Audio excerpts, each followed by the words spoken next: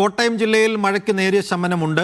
ജില്ലയുടെ കിഴക്കൻ മേഖലയിൽ നിന്നും വെള്ളം ഇറങ്ങി തുടങ്ങി. ഈരാറ്റുപേട്ട, പാല, മുണ്ടക്കയം തുടങ്ങിയ സ്ഥലങ്ങളിൽ ശുചീകരണ പ്രവർത്തികൾ പുരോഗമിക്കുകയാണ്. ജില്ലയുടെ പടിഞ്ഞാറൻ മേഖലകളിലും വെള്ളം കയറുന്നുണ്ട്. ഒറ്റ ദിവസം കൊണ്ടാണ് കോട്ടയം ജില്ലയുടെ മലയോര മേഖലയുടെ ഭൂപ്രകൃതി മാറ്റിമറിക്കുന്ന തരത്തിൽ മഴ പെയ്തിറങ്ങിയത്.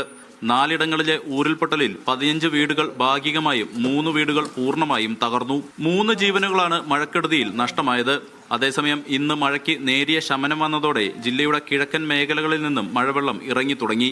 മീനച്ചിലാറിന് കുറുകെയുള്ള ഇളപ്പുങ്കൽ, കാരക്കാട്, നടപ്പാലം തകർന്നു. ഈരാറ്റുപേട്ട, പാല, മുണ്ടക്കയം തുടങ്ങിയ പ്രദേശങ്ങളാണ് കഴിഞ്ഞ ദിവസത്തെ നിർത്താതെ പെയ്ത മഴയിൽ ഒറ്റപ്പെട്ടുപോയത്.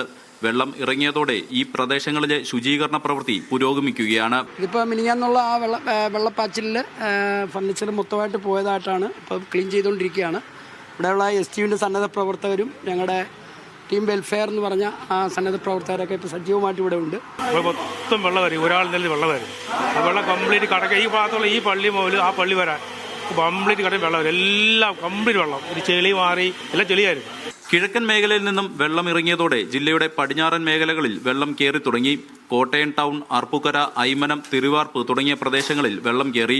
ജില്ലയിൽ 26 ക്യാമ്പുകളിലായി 570-ലധികം ആളുകളാണ് കഴിയുന്നത്. പൂഞ്ഞാർ പയ്യാനത്തോട്ടത്ത് ഇന്നലെ ഉണ്ടായ ഉരുൾപൊട്ടലിൽ മരിച്ചവരുടെ മൃതദേഹം സംസ്കരിച്ചു. റെജീന, മകൻ ജോസഫൈൻ എന്നിവരുടെ മൃതദേഹങ്ങളാണ് സെന്റ് അൽഫോൺസ പള്ളി സെമിത്തേരിയിൽ സംസ്കരിച്ചത്. മീഡിയ 1 കോട്ടയം.